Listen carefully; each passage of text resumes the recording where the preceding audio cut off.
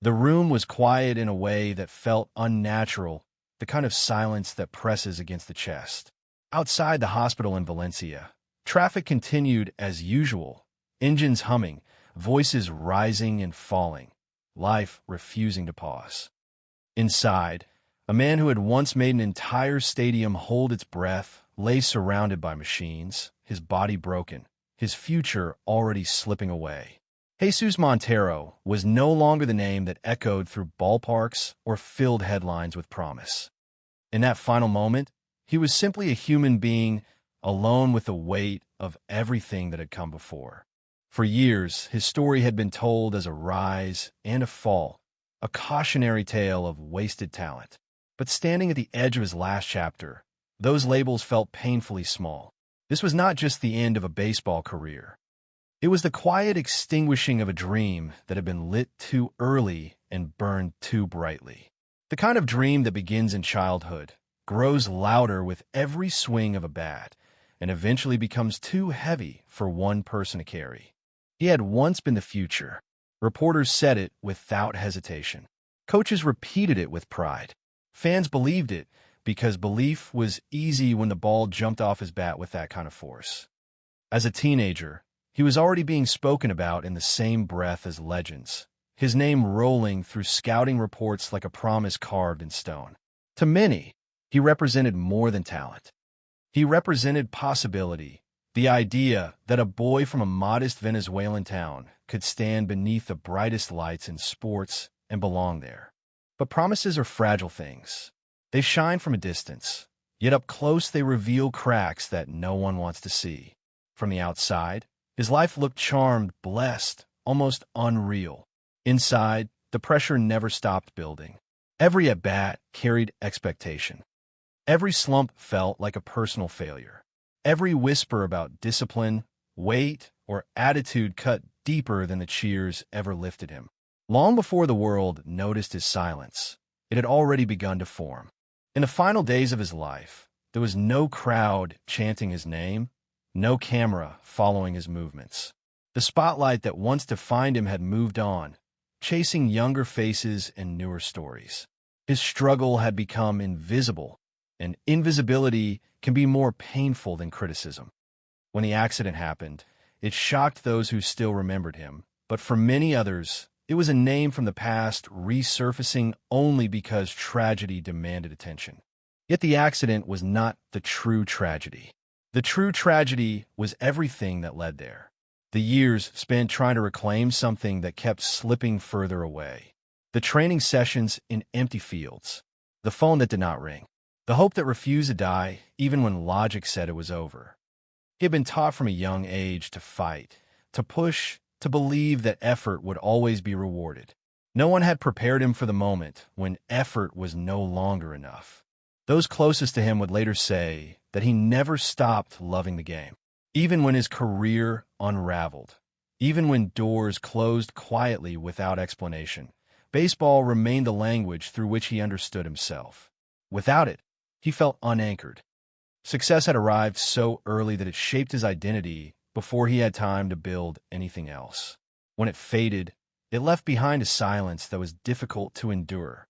In that hospital room, surrounded by uncertainty, the story reached a point of no return. Not with drama or spectacle, but with stillness. A stillness that mirrored the way his journey had ended long before, away from the noise, away from the applause. The world would soon remember him again, briefly, in articles and tributes that summarized his life in neat paragraphs. But those summaries could never capture the complexity of a man who had lived between expectation and reality, hope and disappointment, brilliance and doubt. This is where his story truly begins. Not with the contract, the debut, or the headlines, but with the silence that followed them. The silence that reveals what happens when a promise falls, and no one is listening closely enough to hear the impact. Long before the stadium lights and television cameras, his world was smaller and louder in a different way. Jesús Montero grew up in Huacara, a town where baseball was not an escape from reality, but an extension of it. The crack of a bat against a worn ball echoed through narrow streets, mixing with laughter, arguments, and the dust kicked up by children chasing dreams far bigger than the neighborhoods that held them. In that environment, talent was noticed early, sometimes celebrated before it could even understand itself. Jesus was one of those children, bigger than the others, stronger, already swinging with a natural power that drew attention from adults who knew what they were seeing. At home, expectations grew quietly. His family supported him with pride, but also with an unspoken understanding that his gift carried responsibility. Baseball was not just a game. It was opportunity. It was stability. It was a possible way out. For Jesus, the field became a place where he felt valued, where effort translated into applause, where success came with a clarity life elsewhere did not always offer. Coaches praised his discipline. Scouts wrote his name in notebooks. Each compliment pushed him further down a path that seemed inevitable. As a teenager, the attention intensified. Trips to showcases replaced ordinary routines. Conversations shifted from school and friends to mechanics, conditioning, and projection. Adults spoke around him, about him, and sometimes for him. They discussed his future as if it were already written, as if the only uncertainty was how high he would rise, not whether he might fall. When the call finally came, when the contract was signed and his name became tied to one of the most storied franchises in sports, the moment felt unreal. He was still a boy, but the world treated him like an investment. Leaving Venezuela meant more than changing teams. It meant stepping into a culture that demanded constant performance and offered little patience for growth that did not follow a perfect curve. Training facilities were pristine. Expectations were ruthless. Mistakes were magnified. For someone who had always stood out physically, the differences were subtle but relentless. He was no longer the most talented player on the field. He was one of many prospects, each fighting to prove they deserved a future that only a few would ever reach. At first, he thrived on the challenge. His bat spoke loudly. Numbers followed. Rankings placed him among the best young players in the game. Media narratives painted him as the next great power hitter, a cornerstone for years to come. With every article, the image of who he was supposed to become grew heavier. Praise became a double-edged blade. It lifted him, but it also sharpened the fear of disappointing those who believed in that image more than they understood the person behind it. The isolation of professional life crept in slowly. Clubhouses were filled with noise, yet connection was fleeting. Teammates came and went. Coaches rotated. The constant movement made it difficult to anchor himself emotionally. He learned early to hide uncertainty behind confidence, frustration behind silence. Admitting doubt felt dangerous in a system that valued toughness above vulnerability. When struggles appeared, whether physical or mental, he internalized them, believing they were personal failures rather than natural parts of growth. Cultural distance added another layer.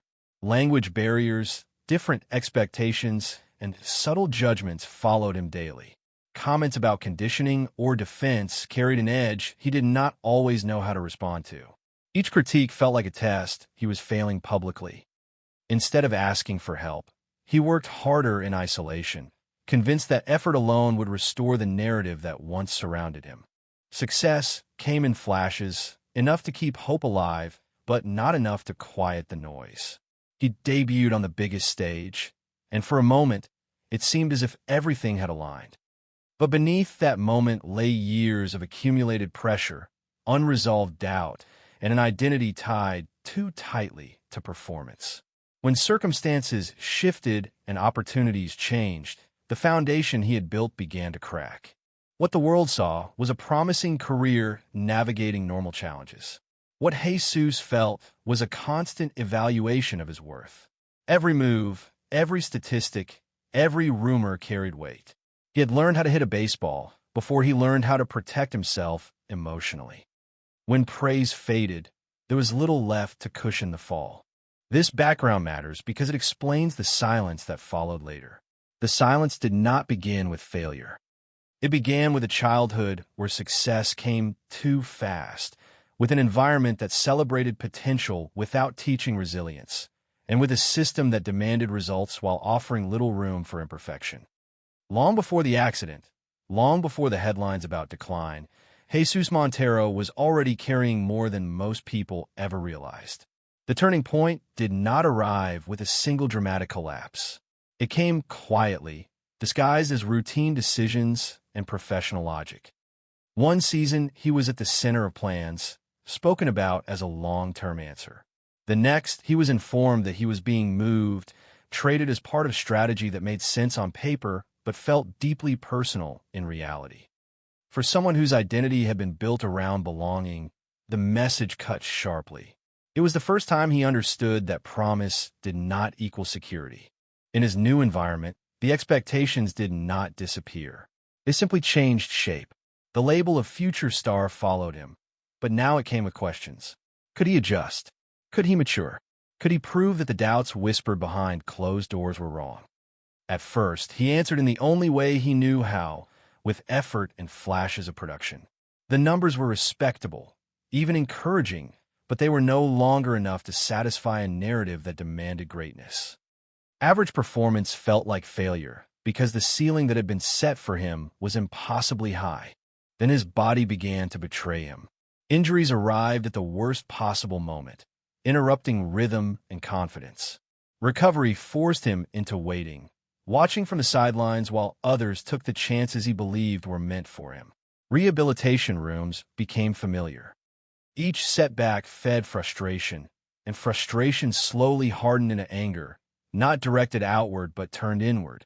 He pushed himself to return quickly, fearing that time away would erase him from relevance altogether. When the suspension came, it changed everything. The announcement was clinical, procedural, yet the impact was devastating. His name was suddenly associated with scandal rather than promise. Even those who believed in second chances grew quiet.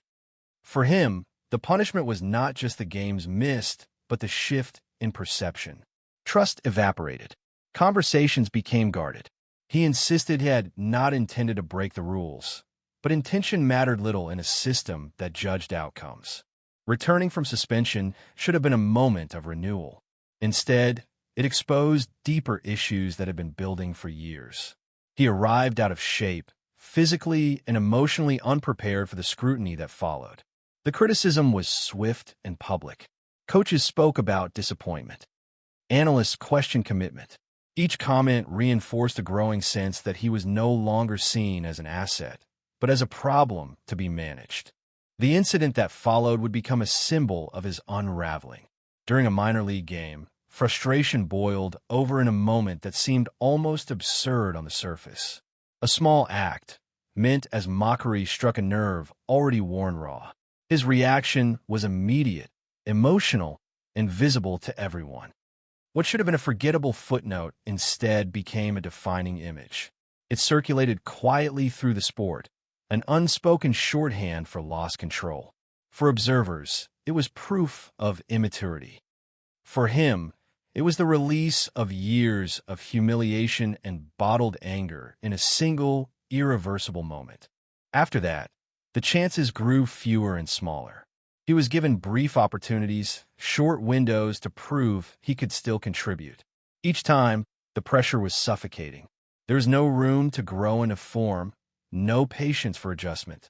Every at-bat felt like a verdict. When he failed to deliver immediately, the door closed again. Eventually, it stopped opening altogether. He refused to accept that this was the end. He signed minor deals, traveled between organizations, crossed borders in search of another chance. Each uniform represented hope, but also a step further from the spotlight he once knew. He played in different countries, different leagues, often far from the attention of mainstream media. The crowds were smaller. The facilities were humbler. The pay was modest. Yet he kept going, driven not by money or fame, but by a need to prove, perhaps mostly to himself, that his story was not finished. Privately, the emotional toll was heavy. Friends noticed the change.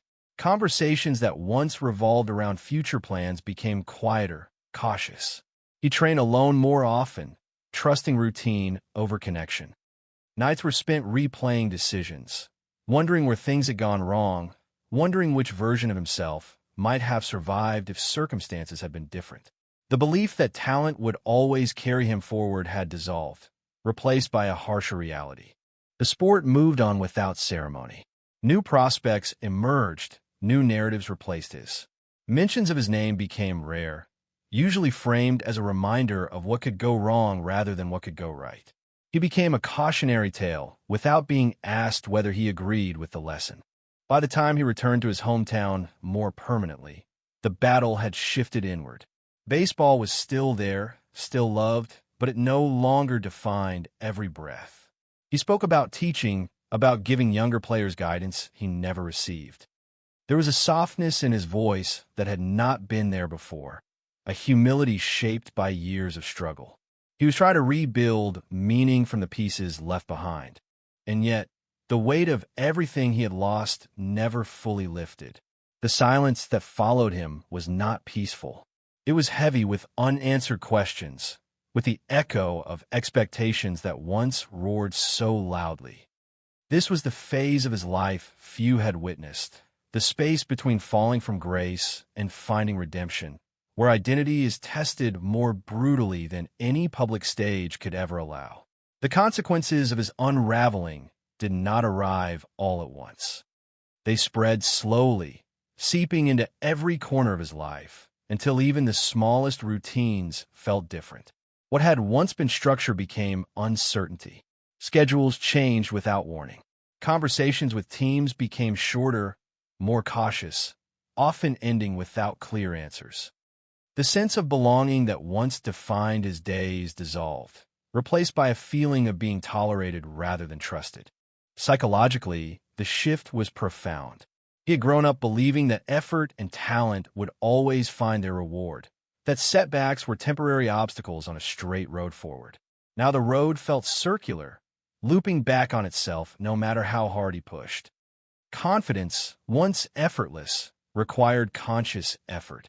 He questioned his instincts, his preparation, even his love for the game. Doubt became a constant companion, whispering during quiet moments and resurfacing after every failed opportunity. Socially, the distance widened. Some relationships faded naturally, unable to survive the change in circumstances. Others ended more painfully, strained by misunderstanding and unspoken disappointment. He noticed how quickly admiration could turn into silence. Invitations slowed. Messages went unanswered.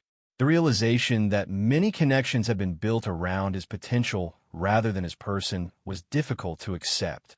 Loneliness followed him even in crowded places, a reminder that success had once served as a bridge between him and the world. Financial pressure added another layer of stress. The security he once took for granted no longer felt guaranteed. Decisions that had seemed insignificant before now carried weight. Travel, training, medical care all required careful planning. The contrast between his early promises and his present reality was impossible to ignore. It was not just a professional loss, but a reshaping of lifestyle and identity. Public perception shifted as well. Media coverage became sporadic and shallow, reducing years of struggle to brief summaries. Headlines framed his story as a decline rather than a human journey. Nuance was lost. Context was ignored. He was no longer discussed as someone fighting circumstances, but as an example, a warning, a footnote. That simplification hurt more than open criticism ever had. Being misunderstood in silence felt heavier than being challenged in the spotlight. Emotionally, grief took many forms. There was grief for the career he imagined, for the version of himself that once believed anything was possible, and for the trust he had placed in a system that offered little protection when things went wrong. At times, anger surfaced, sharp and consuming. At other times, sadness settled quietly, lingering without explanation. He learned to live with both, carrying them into training sessions, conversations, and long stretches of reflection. Yet the impact was not entirely destructive. In the absence of constant expectation, something else began to emerge. He found moments of clarity, small but meaningful. Teaching younger players brought a sense of purpose that competition no longer provided. Sharing his experiences, both successes and mistakes, allowed him to reframe his story. He began to see value in honesty rather than image, in guidance rather than validation. These moments did not erase the pain, but they softened its edges. Family relationships deepened in unexpected ways. Away from the noise of professional sports, conversations became more genuine. Support no longer came with conditions or timelines. There was comfort in familiarity, in being known without having to perform. Those closest to him saw both the weight he carried and the effort he made to keep moving forward. Their presence grounded him during periods when motivation wavered. Physically, the toll of years of strain lingered. Injuries healed imperfectly, leaving reminders of battles fought and lost. Training became about maintenance rather than dominance. He listened to his body differently, learning its limits through necessity rather than choice. Each ache reinforced the passage of time, the reality that opportunities once missed rarely return unchanged. The broader consequence of his story extended beyond personal loss. It exposed the fragile nature of promise in professional sports. How quickly admiration can transform into abandonment. How systems built to identify talent often fail to nurture resilience. His journey highlighted the absence of safety nets for those who stumble, especially when they stumble publicly. It raised uncomfortable questions about responsibility, patience, and the cost of treating young athletes as assets rather than people. By the time his life approached its final chapter, the aftermath of his struggles had already reshaped him. He was no longer chasing the image others had created. He was learning, slowly, to define himself on his own terms. The silence around him remained, but it was no longer empty. It was filled with reflection, with lessons earned painfully, with an understanding of how far-reaching the consequences of early expectations can be. This was the weight he carried into his final days, a mix of regret, resilience, and quiet determination. Not the ending anyone had imagined, but a reality shaped by choices, systems, and moments that could not be undone. It was in this space that his legacy truly began to take form, not in statistics or headlines, but in the impact of his experience on those who came after him. There were chapters of his life that never made headlines, moments that unfolded far from cameras and commentary. These were the years when he lived between hope and acceptance, when effort continued without applause, and when survival depended more on inner resolve than public validation. In these quieter spaces, Jesús Montero revealed parts of himself that few ever saw. He trained early in the mornings, long before fields filled with noise. Sometimes it was alone, sometimes with a small group of players whose names would never trend or be debated on television. The drills were basic, repetitive, almost meditative. He focused on fundamentals, on movement rather than outcome. Those sessions were not about reclaiming a past identity, but about preserving dignity in the present. He rarely spoke during them, saving his energy for the rhythm of work. Friends noticed how his conversations changed. He no longer spoke about proving anyone wrong. Instead, he spoke about understanding the game in a different way. He talked about patience, about the cost of shortcuts, about how easily confidence can become arrogance when unchecked. These reflections were not delivered as lectures. They surfaced quietly, often late at night, when honesty felt safer. He acknowledged mistakes without excuses, recognizing how immaturity and misplaced trust had shaped his path. There were nights when doubt returned uninvited. He would replay moments in his mind, decisions that could not be undone, the trade that shattered his sense of belonging, the suspension that stained his reputation, the confrontation that became symbolic of frustration rather than context. Each memory carried weight, yet he resisted bitterness. Those close to him recall how he refused to blame individuals or organizations directly. He believed responsibility was shared, and that growth required ownership even when circumstances felt unfair. In Venezuela, his presence took on a different meaning.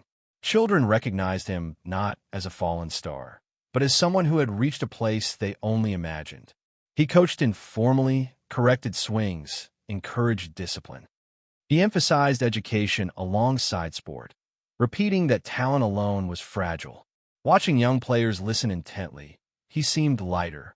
Purpose replaced pressure. Teaching offered redemption without requiring public forgiveness.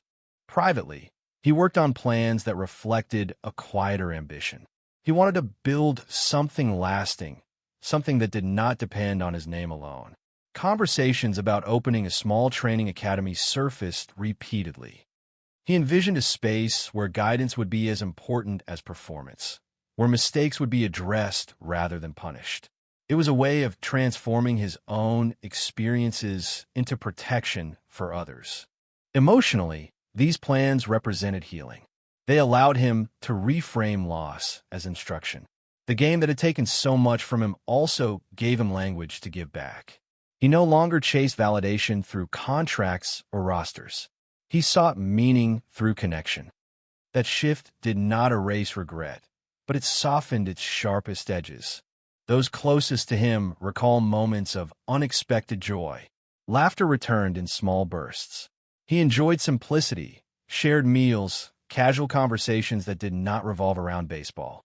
The absence of constant judgment allowed his personality to surface more freely. He was reflective, thoughtful, occasionally self-critical, but no longer consumed by the need to be exceptional. Still, the weight of unrealized potential lingered. Silence could be comforting one day and oppressive the next. He understood that some narratives never fully resolve. Acceptance did not mean forgetting. It meant learning to live alongside what might have been. He carried that understanding with humility, aware that many athletes never receive the chance to process their endings with such clarity.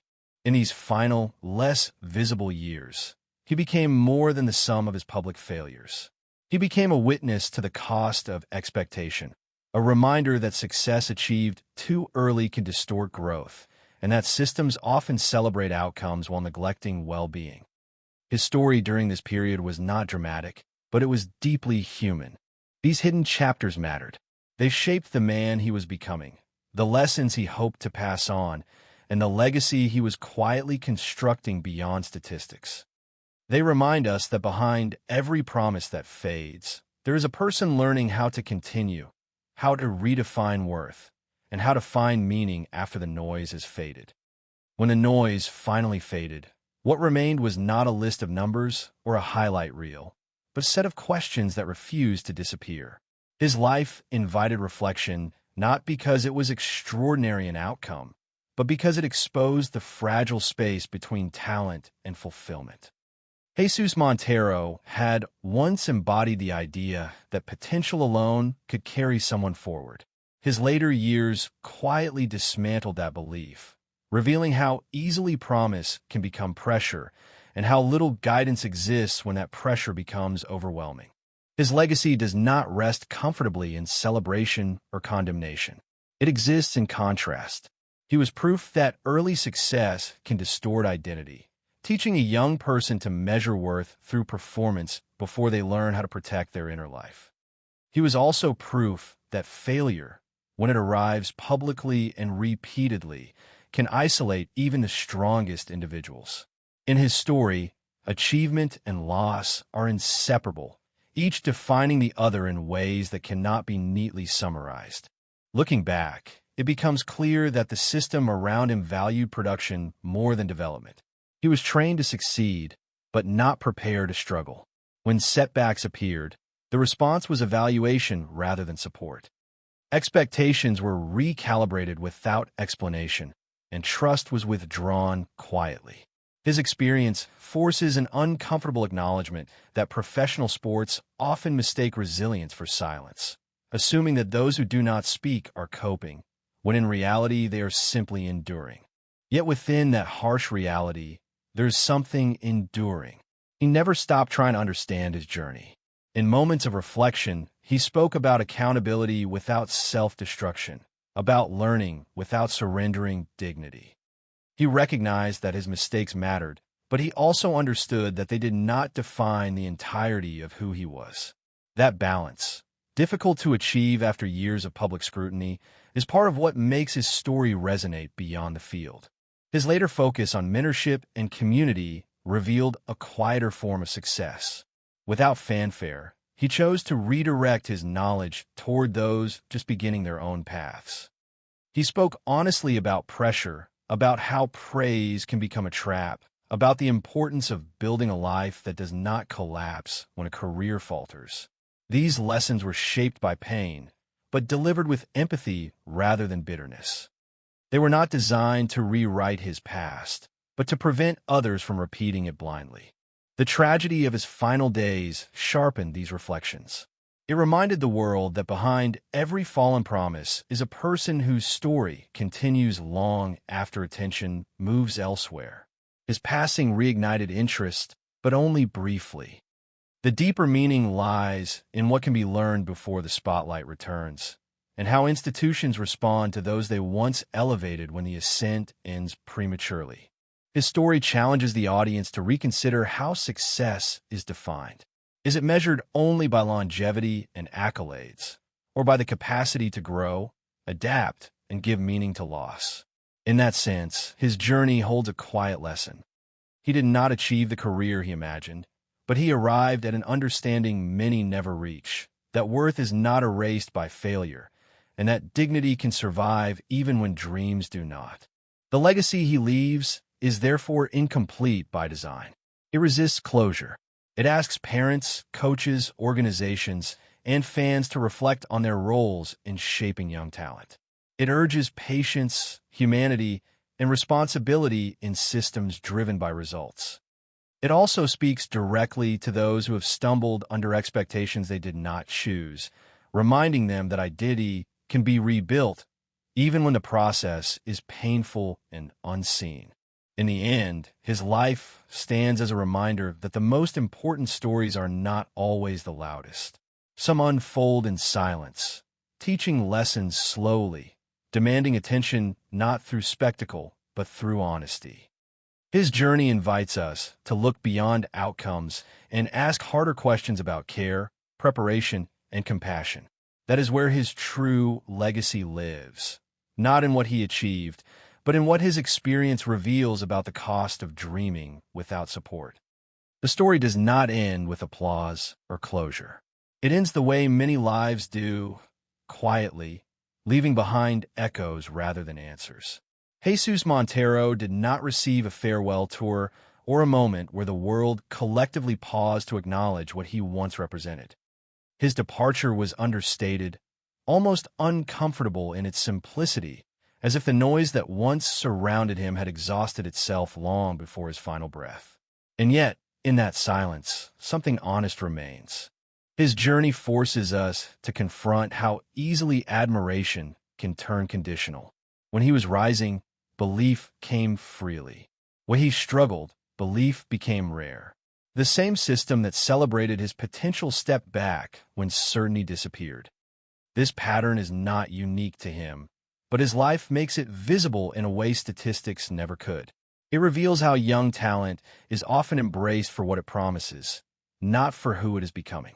For those watching from a distance, it is tempting to reduce his life to a simple narrative. A gifted athlete who did not fulfill expectations.